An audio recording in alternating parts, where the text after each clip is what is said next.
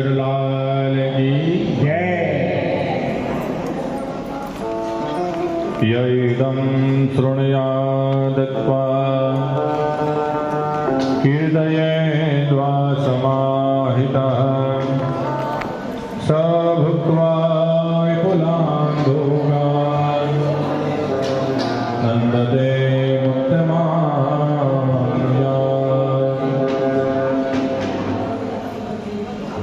આ પ્રમાણે મા ભગવતીના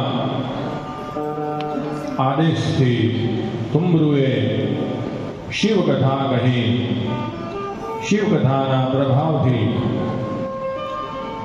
બિંદુકને ભગવાન શિવલોકની પ્રાપ્તિ થઈ અને હર્ષ અને ઉલ્લાસ સાથે આ શિવકથા ના માધ્યમથી બંદુક અને ચંચુલા ભગવાનનું સાનિધ્ય પ્રાપ્ત થયું અને ચંચુલા માં ભગવતીની પરમ સખી બની છે. સૌનકજી કહે છે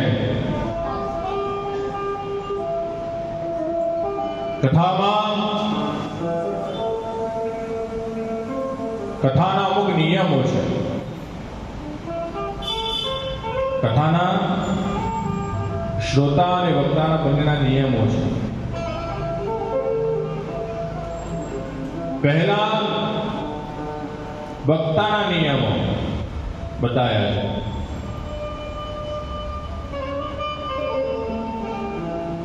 વક્તા કેવો હોવો જોઈએ? ધીર,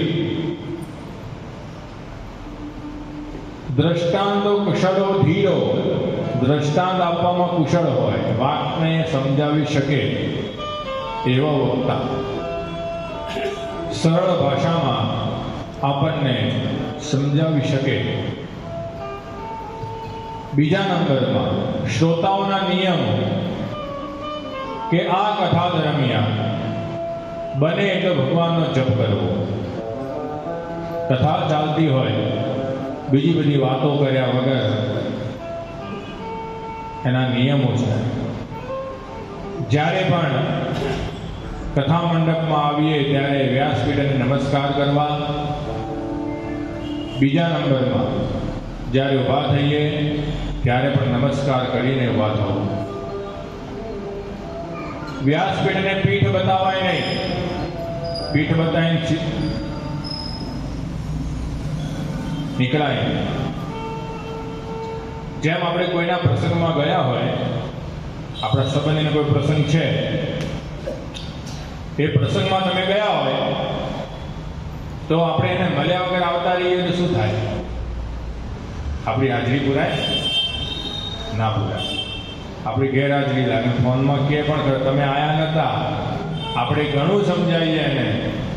અમે આવ્યા હતા, તમે યજ્ઞમાં હતા, તમે પ્રસંગમાં હતા, અમે મળ્યા નહીં તમને. તમે આવ્યા હતા, જૂઠું જ બોલો છો. પણ તમે એને મળીને આવ્યા હોય, જય શ્રી કૃષ્ણ કીધું હોય તો એની નજરમાં તમે આવી જાઓ, હા આવ્યા હતા. એમ આ જે છે ને પોથી, એ ભગવાનનું સ્વરૂપ છે. શિવ પોતે આ પોથીમાં બિરાજમાન છે. એટલા માટે પોથીજીની યાત્રા કાઢવામાં આવે છે. પોથી યાત્રા નીકળે છે. બધા કે વરઘોડો, બધામાં વરઘોડો હોય હે? ઘણા અમે પૂછે મારે વરઘોડો કેટલા કાઢી છે? મેં કોનો વરઘોડો કાઢવાનો છે? કે આપણે બધું લઈ નીકળીએ ને બધું, કે પોથી યાત્રા કહેવાય. નગર યાત્રા, પોથી યાત્રા. જેમ ભગવાન, જેમ મંદિરની પ્રતિષ્ઠા હોય, કોઈ શતાબ્દી મહોત્સવ હોય તો જ્યારે યાત્રા નીકળે ને, નગર યાત્રા કહેવાય. આ પોથીજીની યાત્રા કાઢવી પડી, પોથી યાત્રા કહેવાય.